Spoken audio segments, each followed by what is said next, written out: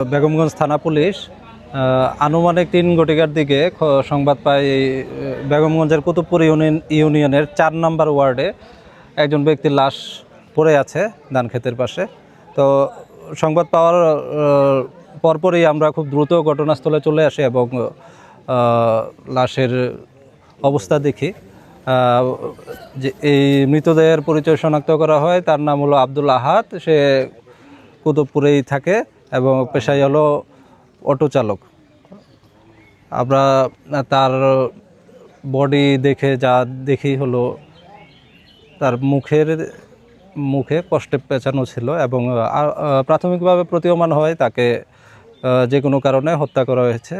আমরা এই বিষয়ে অনুসন্ধান করতেছি, আমাদের গোয়েন্দা কার্যক্রম এবং পাশাপাশি আমাদের নজরদারি অব্যাহত আছে। আমরা আশা করছি অতি শীঘ্রই এই ঘটনার সাথে যারা যারা জড়িত তাদেরকে আইনের আওতায় নিয়ে আসবো এবং দৃষ্টান্তমূলক শাস্তির ব্যবস্থা করা হবে।